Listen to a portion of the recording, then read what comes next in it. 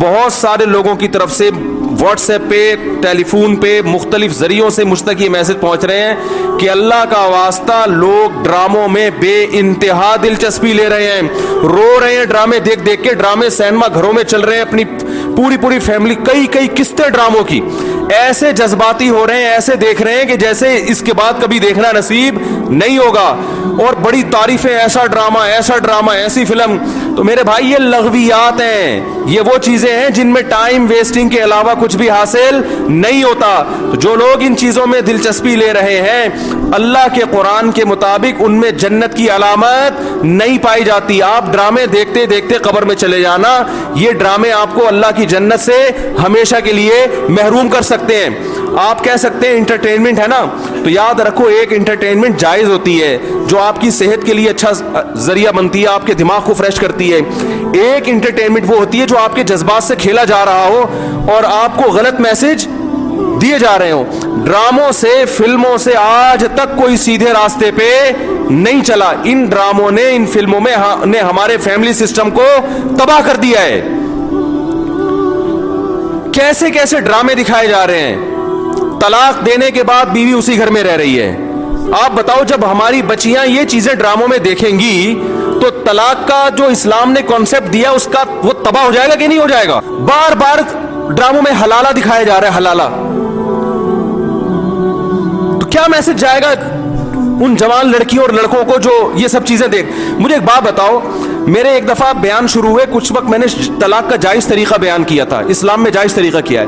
میں نے 2-3 قسطیں ریکارڈ کروائیں, کمپلیٹ کیا, اس کے بعد 1 سال تک موضوع نہیں چھیڑا. لوگوں نے مجھے کہا دوبارہ, میں نے کہا نہیں, کیونکہ ایک چیز کو جب بار بار لوگ سنتے ہیں تو چاہے وہ صحیح سینس میں بھی سنیں, ان کی نظر میں وہ چیز ہلکی ہو جاتی ہے. میں نے کہا بار بار ایک ٹاپک چھیڑوں گا تو ایسا نہ گھر میں طلاقیں شروع ہو جائیں. سمجھ میں آ رہی ہے بات؟ او بھائی ایک چیز کتاب کی حد تک کہ شریعت نے بتا دی, ایک دفعہ بتا دی, بار بار اسی کو, تو کیا ہوتا ہے, آپ ایک چیز کو بار بار جب سنو گے تو جو چیز انسان بار بار سنتا ہے زبان پر وہ ہلکی ہو جاتی ہے. میں نے کہا اس سے گھروں میں طلاق کا ریشو بڑھنے کا خطرہ کم نہیں ہوگا, ایک چیز کو بار بار ریپیٹ کیا جائے. تو بتاؤ ڈراموں میں بار بار طلاقیں دکھائی جا رہی ہیں کہ نہیں دکھائی جا رہی ہیں؟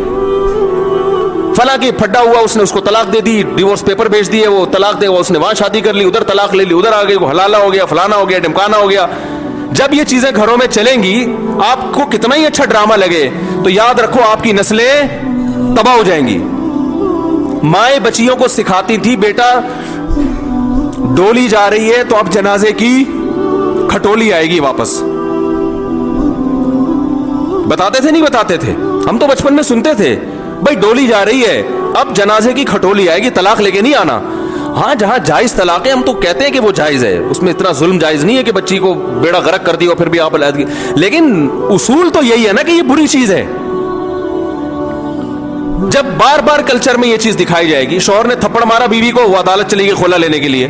ہر گھر میں تھپڑ بھی ہوتا ہے, ہر گھر میں گالی گلوچ بھی ہوتا ہے, یہ تو نارمل چیز ہے. تھپڑ مارنا صحیح نہیں ہے, اچھا کام نہیں ہے کہ شوہر بیوی پہ ہاتھ اٹھائے, لیکن سب کچھ ہوتا ہے گھروں کے اندر, وہ بعد میں سب سیٹ ہو جاتا ہے. لیکن ڈراموں میں جب دکھایا جائے گا شوہر نے بیوی پہ تھپڑ اٹھایا, ہاتھ اٹھایا اور وہ چلی گئی عدالت سے خلا لینے, تو کل کس مرد نے غصے میں کسی عورت پہ ہاتھ اٹھا لیا تو عدالت کا دروازہ نہیں کھٹکھٹائے گی کیا؟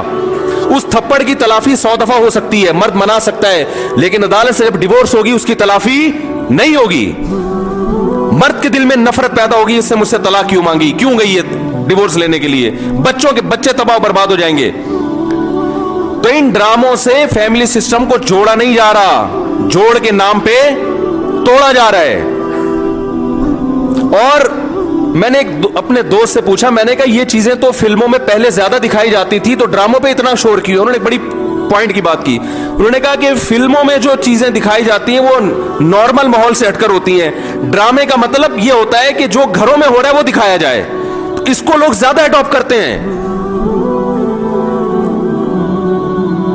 کوئی آواز اٹھانے والا نہیں ہے, نہ حکومت کنٹرول کر رہی ہے, نہ کوئی کیمرہ والے اس پر کوئی نوٹس لے رہے ہیں. سینما گھروں میں چلنا شروع ہو گئے, صبح شام اتنے کلپ مجھے لوگ بھیج رہے ہوتے ہیں, یہ والا مفتی صاحب یہ سین دیکھیے بڑا ٹائٹ سین ہے. क्या हो गया तुम्हें, पागल हो गए हो तुम भाई, क्या हो गया है?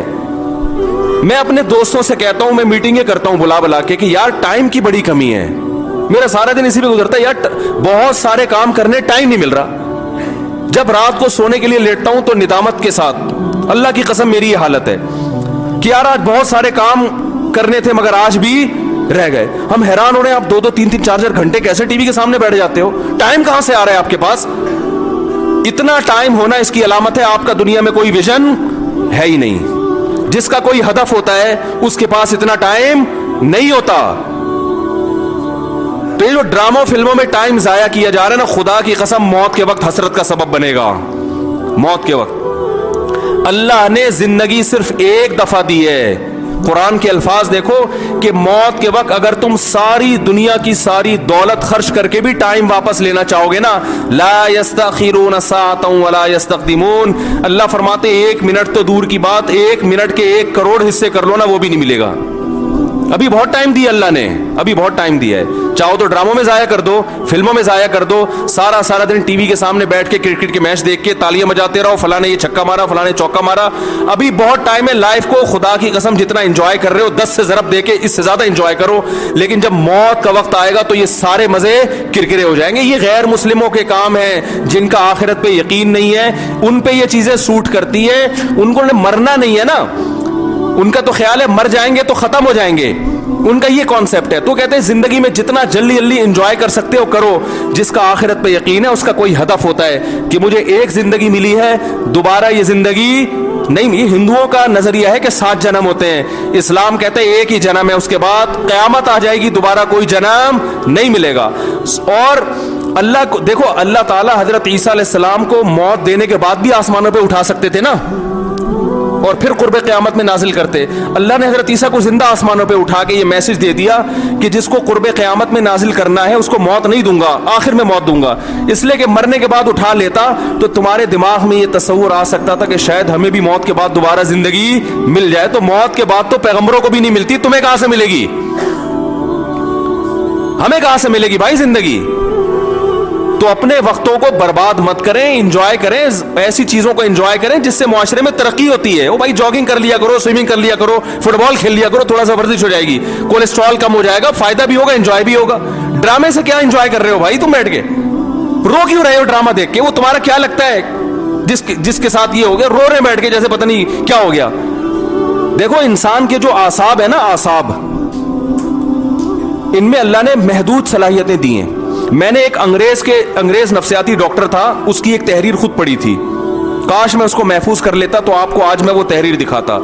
उसकी रिसर्च थी कि दुनिया में जो डिप्रेशन, चीखो पुकार, मार धाड़